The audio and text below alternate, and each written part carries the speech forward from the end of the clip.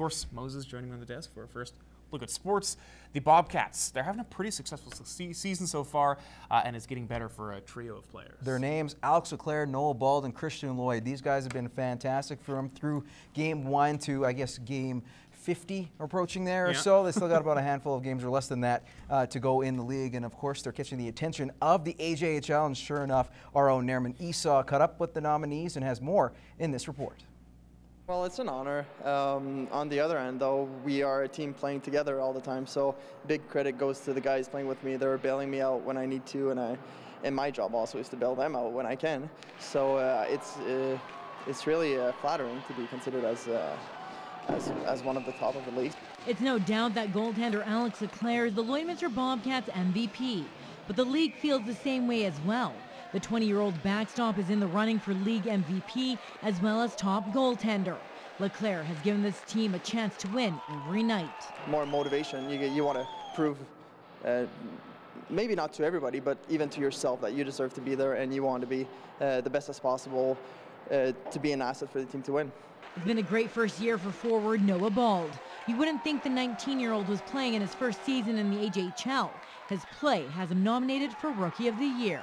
I wasn't really looking that far ahead. I was just kind of coming in and seeing where I fit in. Just kind of wanted to do my best and work hard, and hopefully people would notice, and it went well. Christian Lloyd has been a staple on the blue line, proving to be a two-way threat.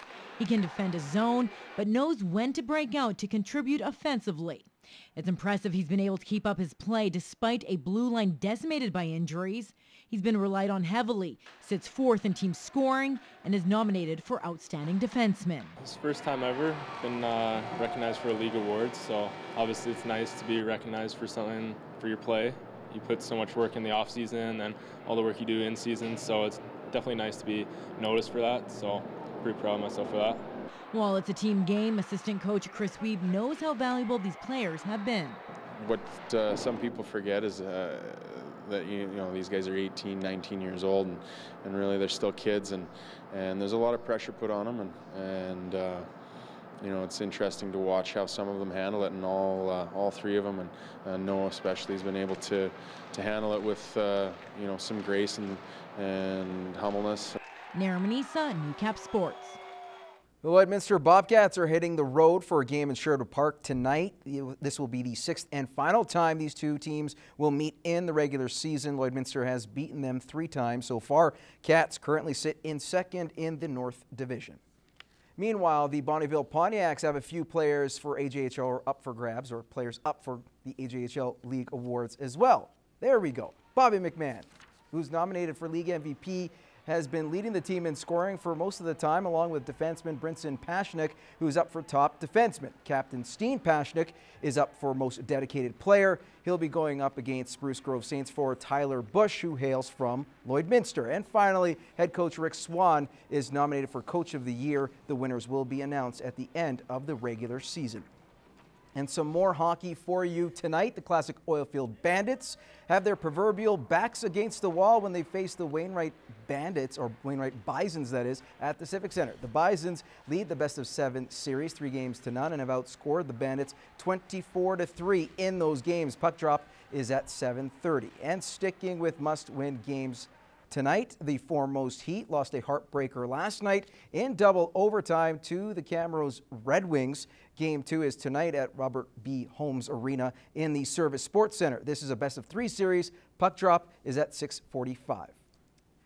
And finally, we have our final story for you today involving the Rustlers men's volleyball team. Once again into the season's final weekend outside of the playoff picture, but the squad is feeling pretty good. As Josh Ryan reports, the team is reveling in their role of spoiler, planning to throw in a wrench into the playoff picture.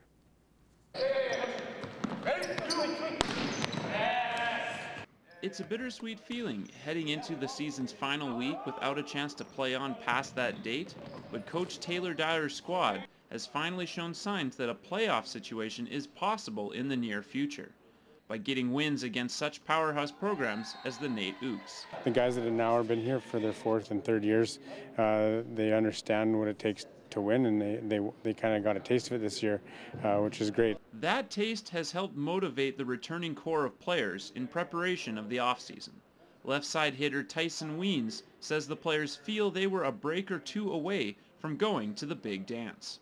Some of our matches we were right in it to the end, and a couple bad misses or something like that, and we kind of ruined our own playoff chances losing to a couple basement teams. But if we could have won against those teams, it could be a toss-up for playoffs right now. For the remainder of the semester, Dyer is focused on players that didn't see the court often this year. It's a chance to instill good habits heading into the offseason. We haven't been successful in a long, long time, so we want to change that here, and that's how it starts right there with that group of guys buying into what we're trying to do. The Rustlers play their final home match against the Augustana Vikings, a team whose own playoff position is still up in the air. While Lakeland is no longer in contention, Wiens says there's no reason the squad cannot play the spoiler. They do have a couple blocking liabilities, so we're trying to take advantage of that because we have quite a few big hitters on our team, and just out-defend them. I think we should be able to do that. Josh Ryan, Newcap Sports.